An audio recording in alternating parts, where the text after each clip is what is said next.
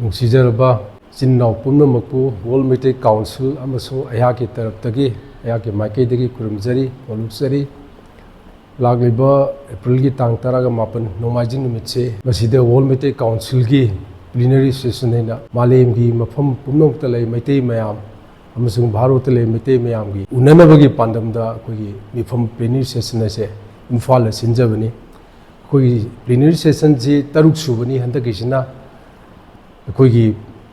world Meitei council ꯑꯩ ꯁꯝꯂꯞꯅ ꯍꯥꯏꯖꯒꯦ ꯃꯁꯤ 2018ꯒꯤ ꯑꯣꯛꯇꯣꯕꯔꯒꯤ 1ꯗ मसी अखोइना सेमजखिबनी मसी इहौनी मूवमेंटनी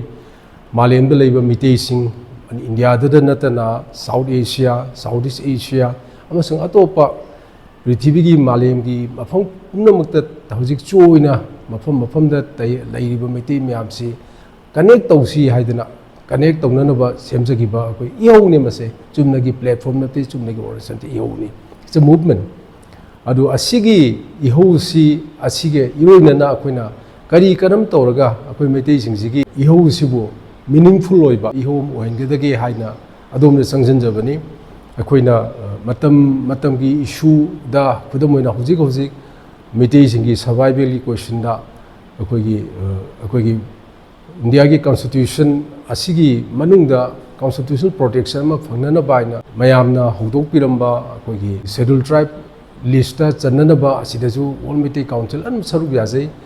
अदगी थोइबा थौदो वाथोक सिरसु अखोइगी पब्लिक की वॉइस नो अखोइगी वॉइस अमा ओइजना अखोइगी वॉइस ओइना अदुम मखोइ अदुम मसी मतांगदा मतंगी मतुंगी मतंग मतंगदा इंडिया की प्राइम मिनिस्टर दा कोई इसाना चलगा मावना माय ऑफिस चल मेमोरेंडम पिजे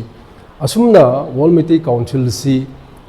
अखोइगी मैतैगी कॉमन इंटरेस्ट दा अमसुंग लैबाग असिगी मणिपुर की ओइबा कॉमन इंटरेस्ट दा थबक तौजबनी अदु नाखुन तौजरबैसदा लेबाक मियामना इचिनाव पुनमनसु कोऑपरेशन पिबियु न कोइ हाइजरी अदुना हंदक लाक्लिबा एप्रिल की तांग 18 नोंमाइजिंग निमिसिदा इम्फालदा हमजगदरु फमसे कोइना इम्फाल मिफम हाइजु कवे मसे इंग्लिशदना plenary session high असिदा मियाम यावबिदुना world Meitei council की इहौसे मसे अखोइ लेबाक मियाम की इहौनी हाइना खनबिरगा इहौसिदा यावसनबियु अखोइदा मतेंग पांगबियु अखोइदा मतंग पांगबियु हाइसे अखोइगी तुंगी इचा इनावसिंगी अखोइ फ्यूचर की दमक्तनी अदुना मया पुनोपु खुरुमजरे मोहना